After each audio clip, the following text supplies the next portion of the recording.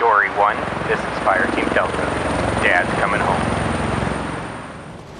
Welcome to the Military Veteran Dad Podcast, where it is our mission to bring every dad home.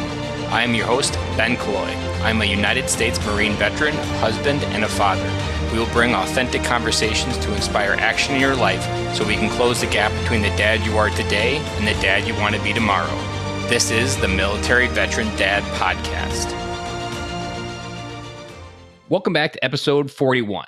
The excuses for this episode are going right out the window, and the BS meter will be flying off the charts on this case.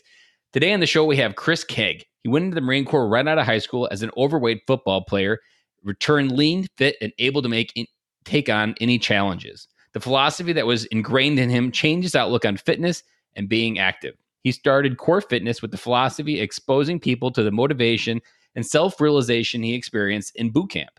He pushed himself beyond what he thought was his limit, and that redefined what he knew he could accomplish with his life. In 1998, he was diagnosed with a degenerative nerve condition, and as a result of his Marine Corps experience, he only became more determined to make the best of his situation. His goal with Core Fitness and I Am Able Foundation is to inspire others to look inside themselves, to push forward, and despite their challenges, no excuses, just move. Dads, this interview is incredible. We talk about adversity. We talk about what armed him to get to this mental state. And if you are fighting those excuses in your head, this is the episode for you, because this is the Zero Excuses episode where all your BS flies out the window and we share vulnerability, raw stories, and what he is able to empower others from wheelchair, and how is he still able to live his life, how he shows up as a dad to a 6-year-old son. All of these things we are unpack, and it's going to be a great episode. So without further ado, let's get started with Chris Kaag. Welcome to the show, Chris. Thanks for having me. Appreciate it. We talked way back in last July, and we had a little bit of a scheduling conflict, but I'm glad we kept being persistent, and we finally made this interview happen, because your story is something I know is going to bring a few dads home today. Thanks a lot, man. I appreciate it. Go ahead and unpack a little bit of what your family looks like right now and any of your backstory of where you are today.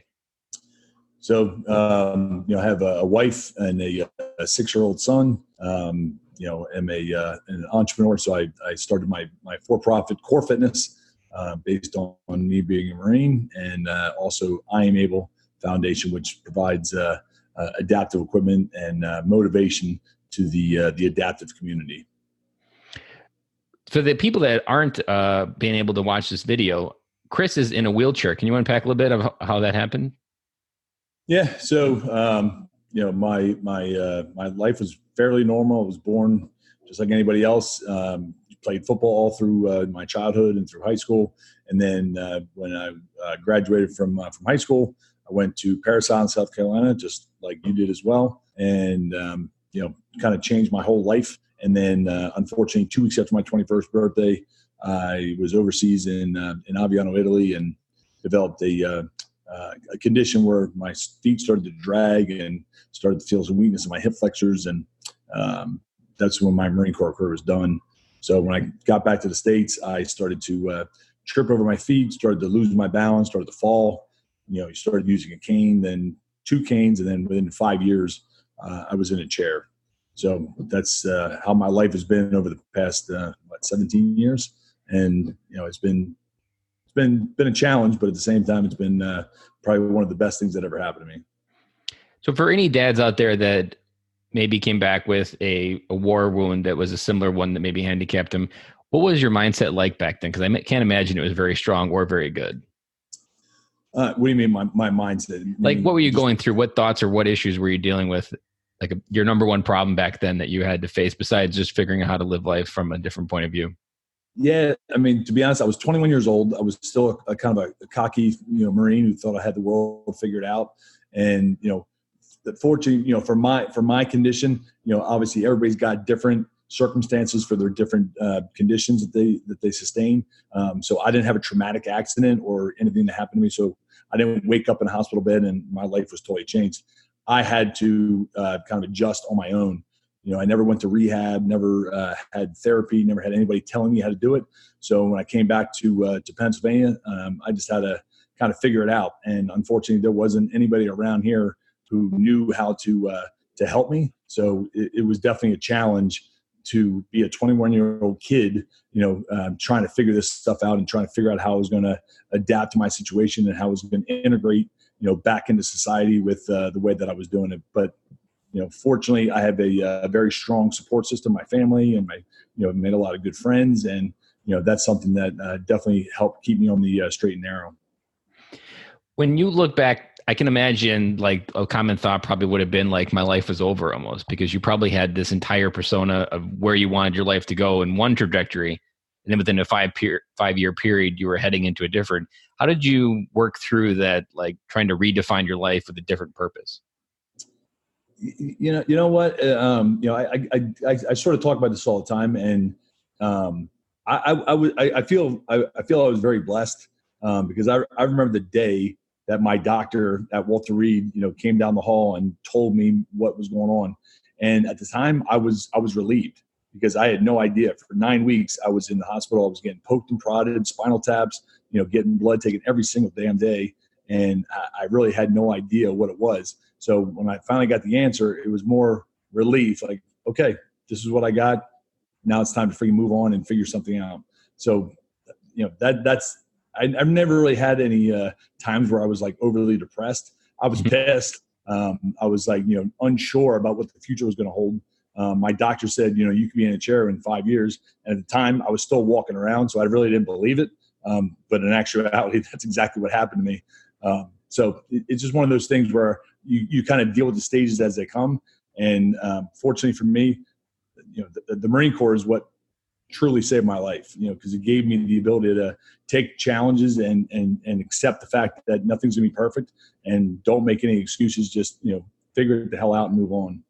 And that was even before you started the problem, correct? Like that was just the normal Marine Corps mindset that you were working with or programmed Absolutely. with.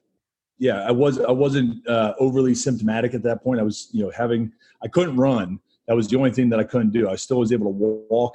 I wasn't even limping then. It was just basically, I couldn't do anything fast. And that unfortunately pissed me off because I like to do everything fast. What did you do with it when you first got out, as far as when you were at first in a wheelchair? What were those first years? What were you doing with your life, and what were you doing to pass the time? Got out and had to figure out what the hell I wanted to do, because all I wanted to do was be a Marine and really didn't have any other ideas on what I was able to do. So, started working at a local gym, just opening the front desk. And then I started doing some personal training, things like that. So again, I'm 21 years old and I'm trying to figure out what it is that I'm passionate about, what I want to do. But it was a process. It was something that, it didn't happen overnight. It was not easy. I just was kind of, figuring things out as I went. But, lo and behold, I definitely figured it out. And I feel very fortunate that I had a great support network and a lot of people who were helping support me.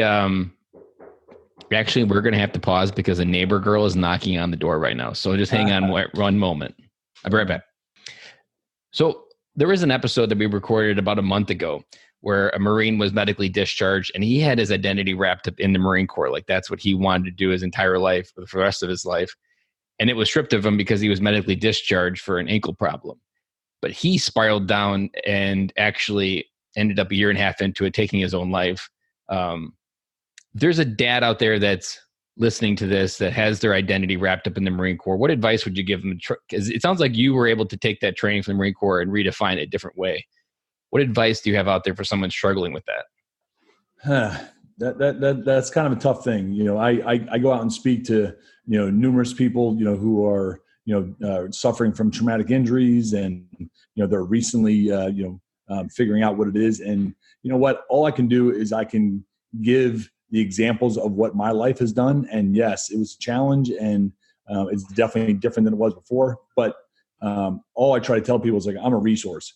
I want anybody to reach out to me if they ever have an issue, or, whenever they're, they've gotten to the point where they've accepted it, because everybody has different time frames of what it's going to take for them to be able to accept their new reality.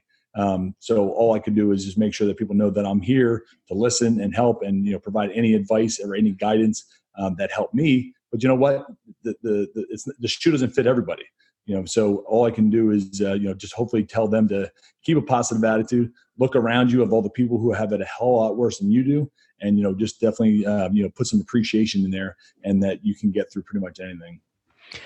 What about so you're working through the identity. One of the other things that veterans face is ego. Did you have to work through any ego of letting go the macho Marine part and try to be more humble because your life kind of dished you a big piece of humble pie almost? Yeah. No, I really can honestly say I don't think I did. I really never was a big ego guy. I mean, I definitely, had my share of, ego moments. But, for me, that wasn't the main purpose of what my life was. And again, I had a great father, mother, great family, my stepmom. I have 6 brothers and sisters. So, you sort of have to adjust the way that you act, because you know what? It's not only the person who's dealing with the issue or the challenge that suffers, it's everybody else. Mm-hmm. Oh shit, my brothers came back.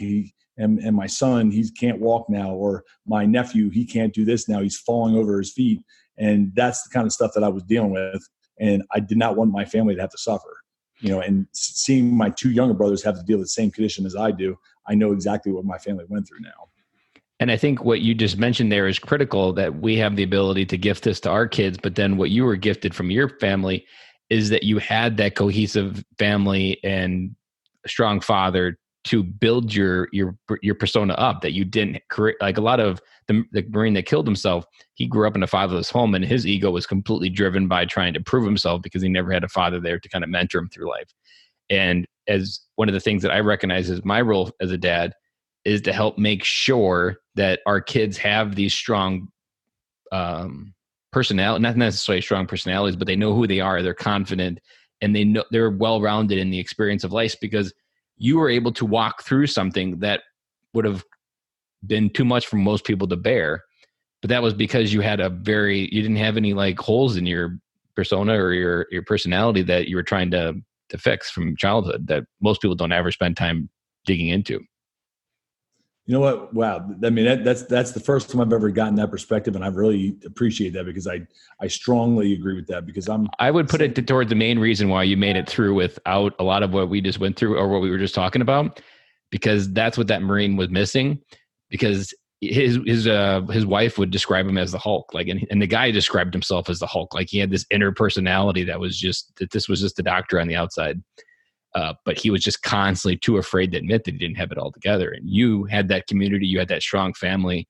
And this is what I believe that we leave on the table as military dads, that we have so much experience and wisdom from the military, either from war, from regular just serving and seeing the world, that we can give our kids a well-rounded life to be able to walk through what you did without even blinking and just keep on going, to redefine their life with a snap of the fingers. And absolutely. Yeah, I think the father figure is definitely a strong role. And if somebody doesn't have a father, I mean, the rest of their family could fill that role as well. But yeah, you definitely need to have strong, supportive parents or mentors or anybody to help you get through those challenging times. And it's not a statistic that's often talked about, but I want to say it's like 66% of mass shooters today are from fatherless homes.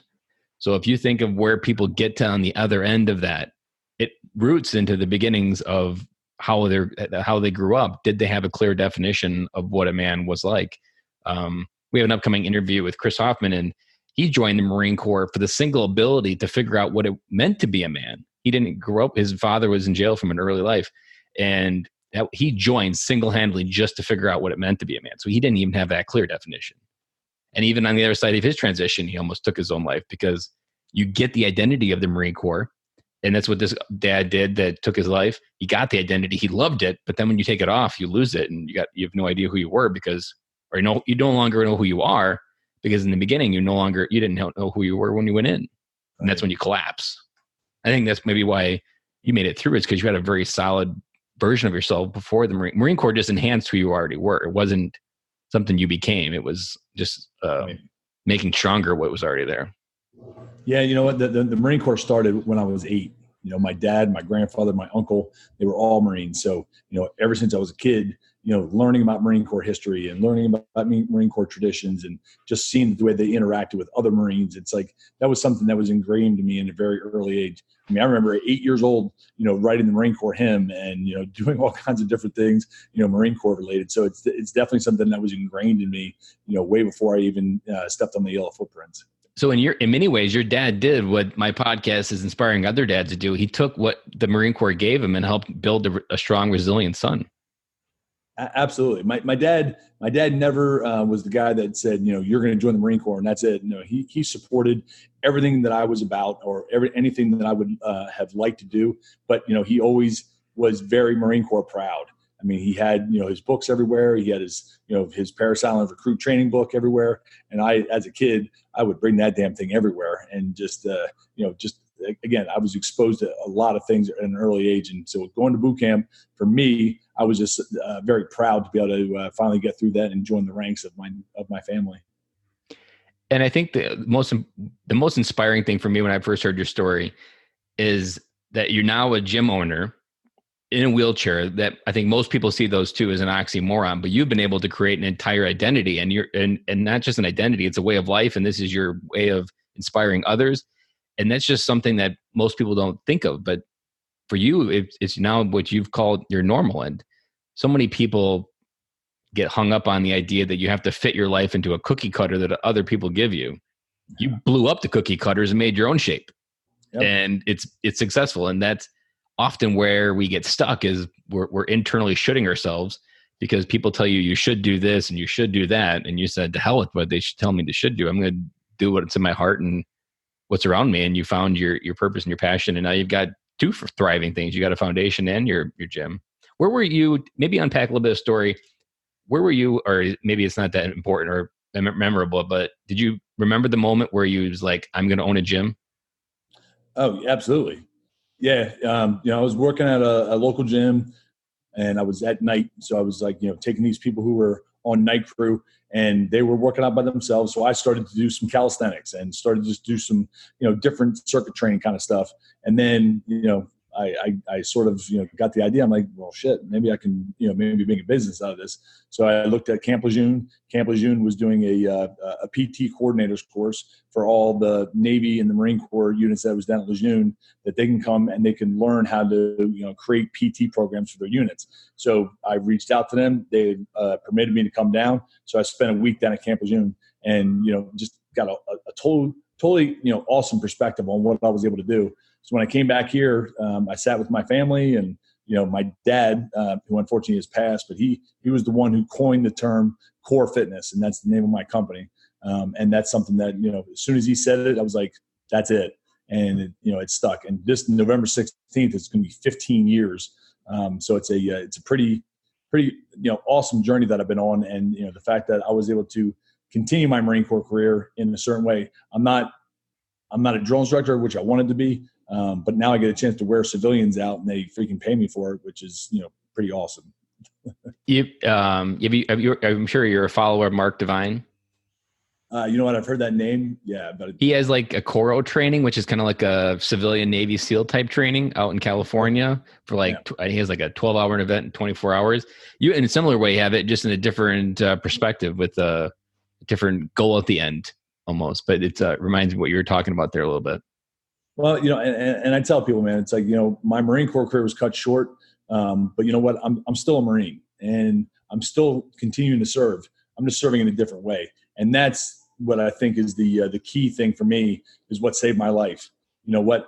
I don't have time to worry about the fact that I busted my ass this morning or, I'm bleeding because I fell out of my chair or, I had a hard time getting into my truck because I, smashed myself on the ground. You know what? I got 15 minutes to get out to my gym, and the people that are out there are there to see Chris Kaag, the guy that's going to motivate them, inspire them, and work their asses out. And you know what? As soon as I get out there, I wipe the blood off, wipe the dirt off, get out there, open the door, and I'm Chris Kaag. So I'm there smiling. I'm there joking around, busting people's asses. And you know what? I forgot about all the shit that I just went through. So that's what I believe has really saved my life. I dedicated my life to the service of others now. And, that is definitely kept my mind away from all the bad things that happened. I want to rewind back just a few minutes. You had mentioned something of going down to Camp Lejeune to see the PT training. Mhm. I think there's, if I were to take a conjecture, 80% of the people would have not, or would have been too fearful to make that phone call. Did you hesitate in that moment, or did you see it and then just call? Or did you like say like, who am I to call them and go down there and I shouldn't be doing this? Did you go through that, or was it just clear action and you just took it? Yeah, you know what? I just did a personality test, and I look at the big picture, and I look at the way that you can adapt and that you can get out there and just pretty much accomplish anything. And for me, it was just, and this is back in the '90s, so it was, or no, like early 2000s. So the internet was not the biggest, and I simply just saw this by chance, and reached out to them by email, and when they said yes, I'm like, oh, that's awesome. And getting down to Camp Lejeune, this was when the war had started. So Camp Lejeune was sort of kind of desolate, which is something I never saw. So getting down there with other other Marines and other Navy, it felt good because that's something that I realized I can meet veterans, I can meet any branch, and we can shoot the shit for the first 20 minutes, and it doesn't matter. It's like we've known each other for 20 years. Mm-hmm. And that was the coolest thing for me, to be able to go back down and to realize that they accepted me into that program. Even though I was at the time, I was walking with two canes. So obviously I was different. But when I got down there, nobody gave a shit. They talked to me like a freaking regular Marine. And that was the thing that I think that helped me along in that program. So I didn't feel totally different. I just want to take a second to talk to the dad out there, because what you just said is really big, that when you just simply took action instead of thinking about it. And this is something that I almost, it's a highly statistical uncertainty that I even have a podcast, because I'm a big overthinker and not a doer. But when you just took action, that created clarity. And then once you created clarity, then the self-doubt was almost instantly gone. In your case, it doesn't sound like there was ever much there, but I would again attribute that to a father who instilled confidence in decisions that his son was going to be making, and was just there to counsel him when he needed early in life for those early decisions. And then when you got this stage, it was a no-brainer. But I think so many dads out there, especially now, depending on how you grew up, that they wouldn't have done what you just did. But that's what exactly was that very first step to get that clarity. And Andy Stumpf says this, who's a Navy SEAL, that like you need to have the widest view of the American dream. And prior to going to Camp Lejeune, your view was an X amount of width. And then you go down there and you completely see a whole new view of it. And this is something we need to continually to keep doing, that you can't see a very wide view if you stay into the standard consumer model of going to Target in the weekends, going to Walmart, getting groceries, watching a football game. You're not going to see new possibilities. You need to get out there, make phone calls, talk to people, do random things like this, where you had this idea come in front of you and you really didn't know what to do with it, but it felt right and you just did it. And now look where you are. Like, that's not something that a lot of dads out there do. And this mainly built around fear now. It's probably even worse now with Facebook reinforcing perfect lives. Right. But that simple action that you took, I commend you for that, because I don't think a lot of dads could have did that. And I commend your dad for instilling the DNA into you to just simply take action without thinking about it when it feels right. Right. And sometimes, if you overthink, and you just said about you're an overthinker, sometimes you have to just kind of cut that thinking off and just jump in with both feet. You know what? Sometimes you're going to sink, but other times you're going to swim. And it's the greatest opportunity to realize that you can do something bigger than you ever thought you could. So if I didn't take that chance, I wouldn't be sitting here today doing the things that I'm doing. If I was too apprehensive, if I needed to sit around and do a business plan and do all the things that everybody says you should do, well, I don't think I'd be as successful as I am and as far along as I am. Because I think you put too much of your fears in front of all the things you could do. All you got to do is just jump in. And it's the same thing for our kids. This is why I think we leave so much on the table. Is it's our role as military dads, and we have a very good toolbox to do this, to give our kids a very wide view of the American dream. Like, don't just tell them that there's only one way to live your life, that there's only one college, there's only one set of degrees that you can get. Let them get outside their life, go on trips, go on international travel, see how the world works in different ways, different cultures, because that's how we got to where we are. And we need to give give that gift to our kids, because that's when then they can go out and even make a bigger dent than you are. Right. I mean, I can't imagine. Well, your son's 6, right? He's 6. Yeah. So if he's got you as a dad, it is big of a dent you're making in the universe, his dent's going to outdo yours by 3 probably. because he's not going to have fear. He's going to see a dad that was able to do everything he'd ever wanted in life from a wheelchair, and he can walk. So it's like, okay, my excuses are out the window right now. He's going to go out there and do big things. And you know what? I'm looking forward to to pounding my chest and being proud of my son for all the things that he's going to be doing. Any ideas what he wants to do besides maybe a train conductor? Because my son's 5, so that's what he wants to be right now. You know what? To be honest, I say this all the time. It's like I really wish I could have grown up around a gym. You know, this kid, he's 6 years old, and he's being raised by both my Core Fitness and CrossFit Birth community, as well as my I Am Able. So he's exposed to adaptive athletes, young kids with spina bifida, Down syndrome, cerebral palsy, and he works out with them. During my I Am Fit classes. So he's being exposed to that. He's not going to grow up ignorant. He actually, he's actually in my chair right now. Like I have 2 chairs in my house right now, and he's always has to get into my chair. So he's being exposed to everything that my life is about, and he doesn't think it's anything different. So that's the kind of the cool thing, that he sees differences, but he doesn't see obstacles. He just sees people getting out there and being able to do, whatever they can, despite the fact that they have these challenges. But you know what? This kid is a gym rat. I mean, 6 years old, already climbing ropes, 6 pull-ups. Yeah, in 2019, that's not a bad habit to have on your belt for a 6-year-old compared to where the rest of the culture's headed. Because my fat ass could have done a lot better if I would have went to boot camp, not 230 pounds. I could barely run the mile, and I could barely get to the 3 pull-ups. And even when on my way out, I think 10 was my max pull-ups I ever did. Come on, man. You're not supposed to admit that shit. It's all about vulnerability. And even now, like I felt like I put in the work in the Marine Corps because it's the biggest running club, the biggest fitness club. And I just never came out like with the feeling like, oh man, I felt fit. And it created almost a fear of going to the gym for almost 15 years, because it wasn't until 2 years ago I finally decided to conquer that fear, because I put in the work and I wasn't getting a result. So I just felt like a failure, and I didn't want to relive in that moment. So I was like, F it. So I got a coach, and now I go 4 times a week at 5 a.m. And just a month ago, I decided to conquer my fear of running, because I had the similar thing of always falling out and never being good enough and just feeling weak when I was a runner, because I was never able to keep up. And that just kind of kept me from running. So now I've did that. I just did my first 5K a week ago. So I'm still picking up the pieces of what the Marine Corps taught me, or if anything, the Marine Corps highlighted the areas that I really needed to double down on. And probably what I didn't do was really double down with the right mindset. I was in the gym to do pull-ups, but really what the gym's taught me is you go to the gym to do life. And even something as simple as just putting in the reps at the gym reminds you that you put the reps in at life, you'll get what you want, but you got to put in the reps. It's not about the muscle to me. It's all just about the mindset of like, oh, that weight was hard yesterday. Now it's easy. Oh, I just got to keep putting in the reps, and what was hard yesterday will be easy tomorrow. You were just about, I mean, what was your fear about running? Just that I would never be good at it. And that just, I have a couple, like almost like maybe PTSD moments where, that I was just dropping out and getting yelled at by the corporals and just never being able to keep up. Kind of roots back to maybe a baseball. When I was a sophomore year, I played baseball, and I did the entire year. I put in all the work, and I played 2 innings. And there was always these hidden, I never really figured this out till like maybe 5 years ago, but that moment really told me that putting in the work doesn't always get you the results. And so why put in the work? And those were kind of limiting beliefs that I had to work through in a lot of ways through the Marine Corps, but never really worked through them in the Marine Corps. They just kind of almost cemented themselves as I transitioned out and became a regular civilian without a fitness habit. Well, you know what? And I mean, this is going to kind of lead into it, like another part, which I, talk about all the time.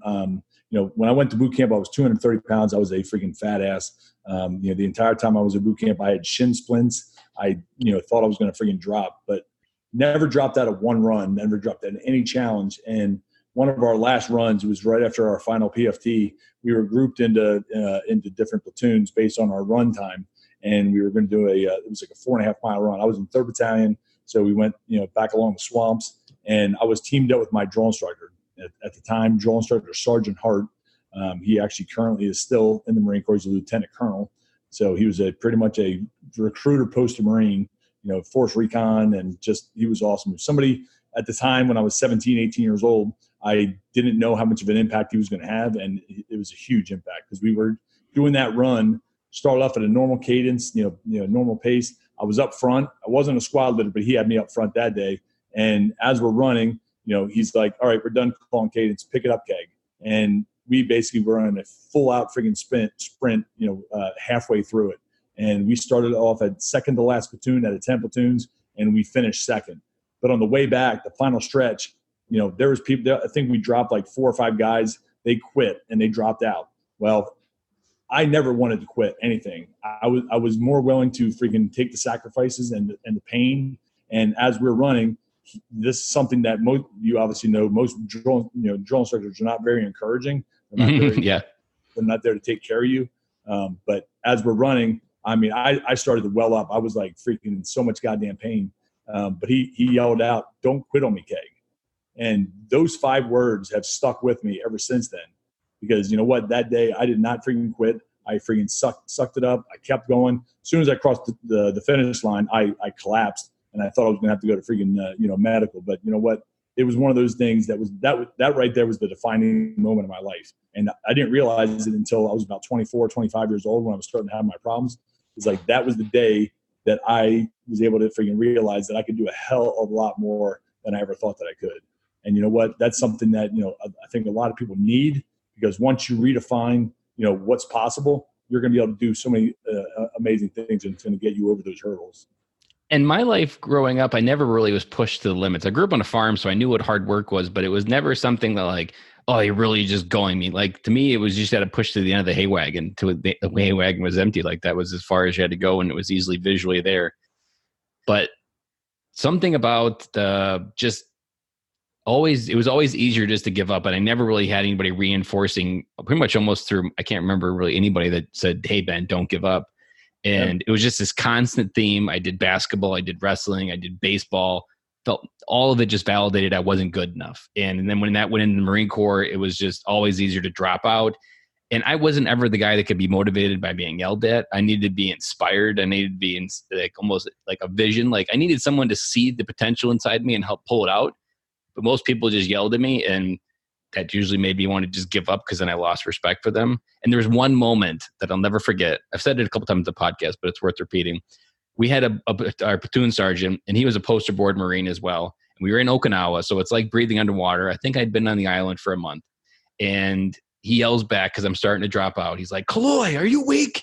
And I was like, "Yes, sir." And that burnt through my head. And I still remember that moment like it was yesterday. I can remember exactly where we were on base.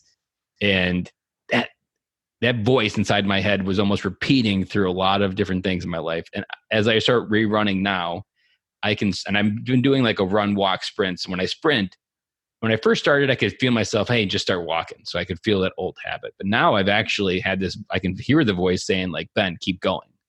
Like, so the voice is starting to change. But I needed to put in the reps, and I needed to change the mindset of why I was doing it, because I'm not doing it to be good at running. I'm doing it to condition my mind of its full potential. And you need to break those rubber bands. And I'm famous for Kaloyisms, which are just my random ways to say things. But limiting beliefs are like rubber bands. You just got to keep stretching them, and they'll eventually break. And that's where I'm kind of working through my gym and the running, is that these are all just limiting beliefs that needed to break and break through. And eventually, as these running ones happened, it just proves mentally what my brain was saying inside.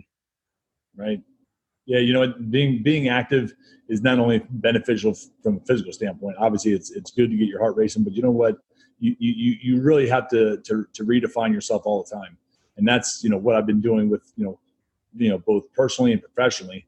I'm constantly redefining what it is that I can do, and that's something that I feel very strongly about with, redefining to my adaptive, so I get a lot of people who have different conditions, and you know what, I really am so excited to show them that, don't give me any excuses, because you're going to see the guy in the chair who, works out 5-6 days a week. I've, mountain bike almost every day, and I've redefined what that stigma is. And if I can give that to other young people who are, being challenged with either a disability or just life in general, then they can say, "Oh, you know what? I need to keep on redefining what I'm able to do."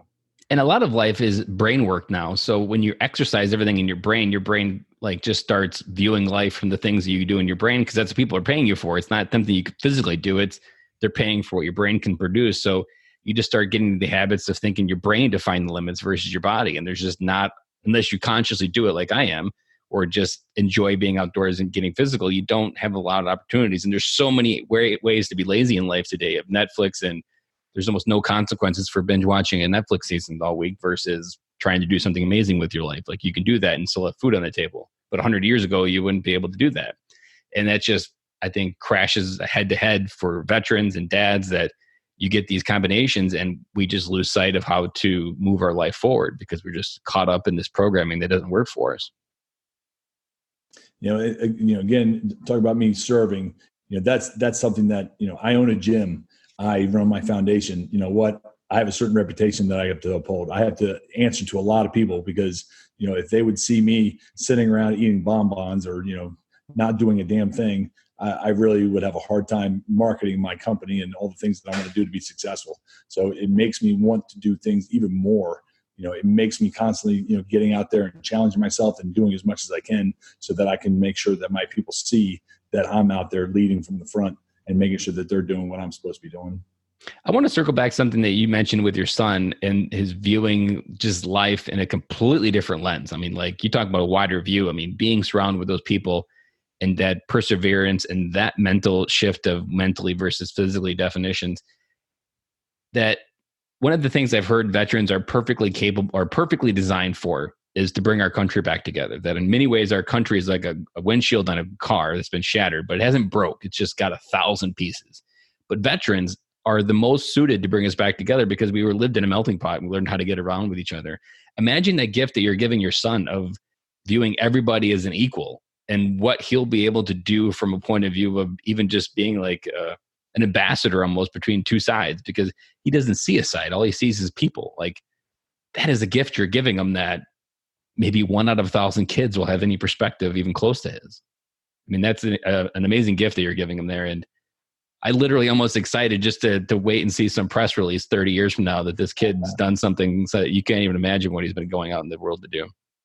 That's cool. I appreciate you saying that because that's something that I'm very proud of. It's like this kid, 6 years old, he's got more empathy than a lot of adults that I know.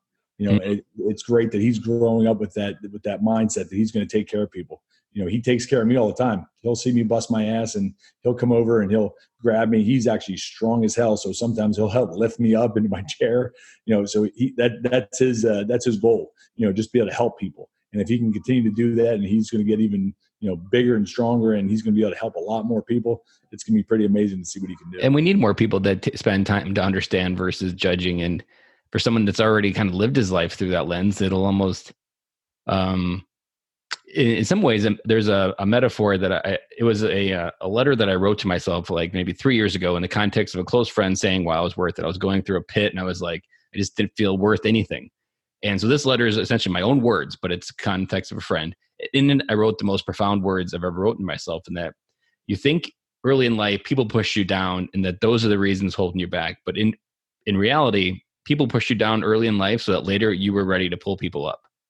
And so like now, as I have this podcast or even people often just say how good of a friend I am, I honestly believe that that's because I was literally that guy that was being pushed down. So I know that look on someone's face. And your son's going to have a database full of those faces, of those people that need that hand reached out to be that friend or just an ear. I literally can't imagine what he's going to be able to go out there and do, because he's going to pick up a whole pile of more people than you ever even imagined with your goal that you have. I'm looking forward to it, but I'm not going to rush it. I'm still yeah, you still got to be a kid. He's still got to grow into it. But man, that is a hell of a first floor to build a skyscraper from. Absolutely. Well, I'm just embracing the hugs and kisses and the I love you dads right now, so I'm not going to rush into to get any older. And those are some of just the core basics. Just making sure that they're proud of you, that they know you believe in them, and that you've got their back whenever they need it. Like that's just something that in itself increases the chance of them launching out of your basement and not coming back. Let's go ahead and unpack a little bit about your nonprofit for a few minutes. Is there a story that you want to share that off the top of your head that might inspire a dad listening out there to take action? Yeah. I was my doctor who handled my condition. He was down at Kennedy Krieger down in Baltimore. And here I am, a 21-year-old Marine. And I would I was still walking, and I would walk into this hospital when I would go down there for my appointments. And it was a children's hospital. So, here's kids with breathing tubes and feeding tubes, and they're in chairs or they're confined to beds. And that had a huge impact on me. I wasn't a dad then, but I mean, I definitely loved kids, and I loved, families and stuff like that. So seeing these kids and seeing the parents that were down there really, really, it tugged at me. And I wanted to try to provide the opportunity for these kids to be quote unquote normal, have a chance to go out and ride a bike with everybody else, and, just experience those things that I was fortunate enough to experience when I was a kid. So that's what I was, one of the main reasons I started the I Am Able Foundation, because, unfortunately being disabled is not cheap.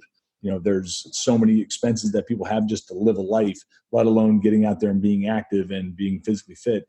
So I wanted to, provide them with hand cycles or different adaptive pieces of equipment so they could feel like they were normal. And a lot of these kids, just like everybody, we're trying to fit in. We're trying to figure out who we are, who we're going to identify with, or how we're going to be identified by everybody else. These kids already have a strike against them. They're walking around with canes, or they're in chairs already, and people judge. And it pisses me off to no end when these kids, their peers, they pick on kids because of their difference. And that's something that I really wanted to create a level playing field for these kids. And that's the most rewarding thing to be able to see. One of my first grant recipients, 5-year-old boy, when I gave him his hand cycle cost $1,900. We brought out probably 20 to 30 kids, first, second, and third graders, who brought their bikes out. These are all able-bodied kids. So this little 5-year-old boy, when he got on his bike, all these kids were going to ride around with him, and they were going to show him that, yeah, you're riding a different bike, but you know what, we're still going to ride with you. And that was the most profound, time, during the early stages of my I Am Able career, is just seeing that huge impact that being normal can have for these kids. And there's a John Maxwell quote that I pretty much run on, that if there's hope in the future, there's power in the present. And that when you give that gift of hope, you give them so much power to do something amazing now. And I often describe my operating system running on hope, that if I don't have hope in the future, it blue screens right now. And that's what you're dishing out to those kids, is that hope that I can take that step and then take another one and then take another one. And you actually kind of reminded me, when you described the gym, a little bit like it's like average Joe's in dodgeball, that there's just a lot of people that don't fit in, but when they're at average Joe's gym, they can be just average Joe. And you're giving them that gift of feeling average, which isn't something a lot of those kids ever feel like. They always feel like they're on average on the outside, almost pulling down the average. We're giving them a sense of normalcy. All the kids that are, the same age as them, they're out doing all kinds of things, and they have limitations, they have challenges. And we give them an environment where they can be as motivated and as encouraged as they can, and getting around other people who are going to be there to be helping them, get friends and just be in that social environment so they can, feel normal. So how long have you had the foundation? Since 2007. So I can imagine you've had several ripples already come back to you. What's a ripple that you could share with us of a kid that you initially helped and changed their world, that then went on later to change someone else's? You know what? There's been so many, and that's something that I talk to people all the time. It's great when I hear stories, because you know what? I go out and I do the things that I do because this is what I do. This is my life. It's not even my job. It's my company. But you know what? I live this lifestyle. And when people come back to me and tell me these things and how it impacted them, I'm like, wow. Because I don't go out saying, okay, what am I going to do? How am I going to impress somebody? How am I going to change somebody's life? No, I just go out there and freaking do my shit. And with these stories, it's pretty awesome. So some of the biggest things that I really have gotten is that, these young kids, they obviously don't have confidence, or they don't feel like they can do something. And when they met me, now they're able to get out there and do things. Like this one kid, I only knew him briefly, but I gave him a basketball wheelchair at my race, because every event that we do, I want to provide an adaptive piece of equipment so everybody who's there, they can see firsthand where their money's going, and they can meet the athlete that we were able to help change their life and change possibilities. And this kid wrote me a really profound letter, and basically just saying that he now has the opportunity to go out there and participate and do all these things. He's now going to college, and he's going to play on the college wheelchair basketball team because he had this opportunity to get this grant. And that's something that is totally changed his whole outlook on what's possible by us getting him a $2,500 basketball wheelchair. That's something that's we just redefined to him what's possible, and that's something that I think that we've done so many times. It's kind of there's so many stories out there that I just don't even know how to tell you all of them. And I think that's what the coolest part is, that you're really just creating ripples in a pond that you don't get to see. And I've heard legacy best described as planting seeds in a garden that you never get to see grow. And that's what you're essentially doing with each one of those kids, is you're planting a seed of hope and empowerment that it may take years for it to start growing, but it will at some point. And all of those kids are going to go out with a different outlook. And the part that you can almost guarantee will make a bigger impact is the more adversity you have in life, the higher you climb almost. If you think of Tony Robbins, Oprah Winfrey, these are all people came from the opposite side of where they are today, but they're at the top of the game from where they are today. And these kids that understand how to do life in a different view go miles farther than people that don't have any of these things holding them back. Like yourself, even. I mean, you're already achieved a good portion of military veterans, and you're doing it from a wheelchair, and you didn't even do all your enlistment. You had to leave early. I definitely think that challenges can make people a lot better than they think they can. Because if you have something too easy and you don't have any things you have to deal with, or you have to adjust, or you have to improvise, adapt, and figure things out, I really don't think you learn as much. And that's something that I really think that my life has given me. I kind of tell. I think this is the best thing that ever happened to me. There's not a day that goes by that I wouldn't give my left arm to be able to have my legs back and to be able to do the things that I was doing. But you know what? If I didn't have this happen to me, I wouldn't be sitting here talking to you. I wouldn't be in, having both my companies. So people just need to take adversity sometimes and realize that this is a learning mode, and this is going to definitely make you a stronger and better person. One topic I want to dive in quick, I think you might have a unique view on it. When you run into veterans that are working through PTSD, what is your general philosophy for them to work through it? Again, everybody has their differences, and everybody's going to have a way to deal with things a lot better. Again, I want to be a resource. I want to be somebody who's going to be there to listen and to help facilitate anything. And PTSD.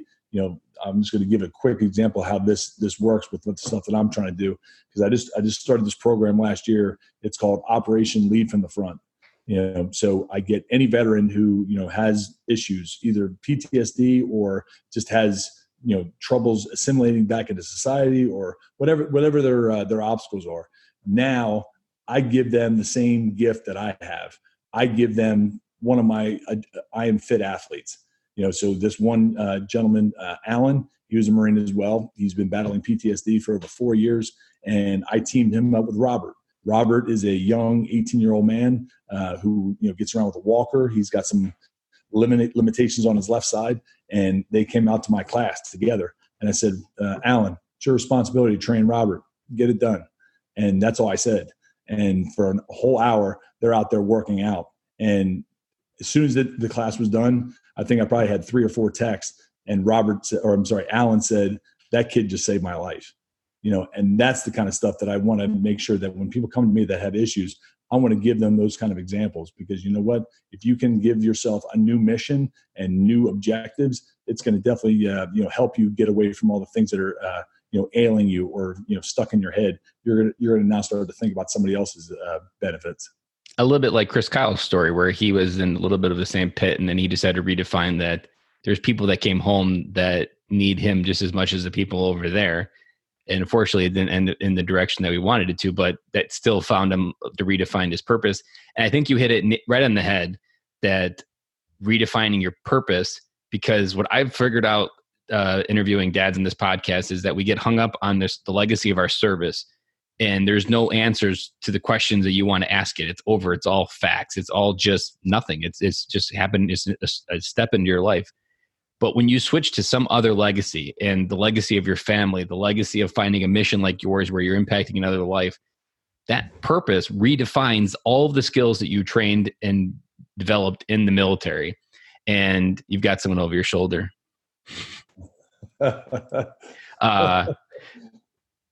that redefines everything over your shoulder, or not everything about your life into a new set. And I think PTSD is a very hard thing to go through. And I didn't go through it, but what I've learned about it is a lot of what takes to go through it is just retooling it for a different purpose. That it's just a lot of life. You learned a lot of life lessons in a 10-minute period, but those life lessons can empower someone else to move a mountain, just like what you're doing when you pair them. Like, these are things that allow that Marine to use what he used and what he felt worthless using because it didn't have any purpose. And now he can take it and retool someone else to move through their life. That it's just about refocusing that growth into a positive direction. Yeah, it's rewarding for me to see the smiles on Robert, this young boy. He felt ostracized when he would go to gyms because nobody in there knew how to take care of him because he has a walker and he has limitations. And, with Robert in there, helping or getting help by Alan, it was just amazing to see the look on Robert's face. And then Alan, you could tell he was getting satisfaction out of seeing this young kid benefiting from the things that he was doing. So again, his purpose was redefined, and he's now able to see the joy that he's able to create in somebody else's life. I have to think that there was one person that inspired that idea, or was it just like something that hit you when you're in the shower of like, I could pair these two types of people? Is there any story of how you crafted the idea? No, it was one of those things where I started to realize that my life has been saved. Again, I give thanks to all my people, all my clients, all my customers, all the people that are involved in my society that I've created. I thank them because they're the ones who have taken my mind off of all the things that I got to deal with. And I just started thinking about veterans because there was this. I actually met Alan the one day through a friend, and I just kind of learned a little bit more about what he was dealing with. And the idea just kind of came to me when I was talking to him. My mind doesn't really shut the hell up all the time. I'm constantly thinking about different things. And it was just one of those things where I wanted to help Alan, first of all, to get through all the things that he was dealing with, and just thought about my life and thought, what, I think there's definitely some parallels of the things that I've been doing that I could parallel with Alan and make sure that he can get out there and do the same thing that I was doing. That reminds me of some of the best business advice that took me 2 years to figure out. That if you're trying to figure out a business, especially an online business, the fastest way to do it is to go 5 years into the past of yourself and figure out what transformed your life, and then just give that gift to others from the point of that you're at, and like let yourself be the avatar that you're trying to help. And essentially, I've used that same thing to kind of think of how to help other military veteran dads. Like, go back. It's like, what's the one thing that helped me? I was like, okay, it's friendships. So friendships created opportunities, then opportunities created different things and paths that I couldn't see, and that created confidence. But it all came back to using myself. And that's what you did right there. You engineered yourself backwards and found like, okay, what helped me get through this? Okay, being inspired. Okay, if I re-engineer it and bring other people together, you make it happen. Yeah, this operation leaves in the front. Like, I have so many things that I want to do. I want to give them the opportunity to, take, the person with no legs, or, I have this woman who has no hand, no leg, and part of a foot missing. She was an Appalachian Trail hiker. I'm going to get a veteran down and say, okay, you need to take Beth up to the mountain and, show her how to get back out in the woods. That's the kind of mission that I want these guys to figure out, because, that's, as veterans, it's not like we have a roadmap on how we have to deal with things. You get an order, you have something you need to take care of, you need to figure it the F out. And that's exactly what I want these guys to be, and women, whoever comes to me, I want them to be able to have a challenge they have to figure out to be able to help somebody else out. That I can't think of the guy's name. But there's an actual guy, I can't remember his story of how he became blind, but he was blind and he climbed Mount Everest. Oh yeah. Eric. Eric, that's I was going to say that, but I had to guess Eric, so I wasn't sure if I was combining the two together. But that guy, he'd used the words of like his ropes team, and that your ropes team is what's going to get you through life. And you need those people surrounding you that you can count on, you can build trust with, and you can do anything. I mean, they helped a blind man get to the top of Everest, which a lot of people that can see can't get to the top of Everest. So that's what you're doing, is you're building ropes teams for people to connect their life together like that. Yeah, and I want to give the opportunities. One other example. Speaking of blind, so we have this group of visually impaired, and I want to. The one day they said they want to get outside. That was the one thing that people who have visual impairments, they want to get outside and they want to smell. They want to smell the grass and they want to feel the sun, and they just want to go for a walk. So I got a group together. We actually had about 20 to 30 volunteers that came out, and we had a group of visually impaired. We took them out for a walk. It was an hour and a half, and that was the most beneficial thing for them, just to be able to get out there and live just like everybody else. So now I want to get other veterans, some older veterans that may have some time on their hands during the day. You know what? They're going to be responsible for getting somebody out and just taking them for a walk. So again, all those things that I really feel passionate about these veterans that they have the ability to get out there and lead from the front. And you're reigniting that servant heart that a lot of veterans ignited to join. Absolutely. Then that fire goes very dim. It's almost like the fire in the fireplace, and it's just waiting for the light switch to turn into the fire that you get in a gas fireplace. Right. Absolutely.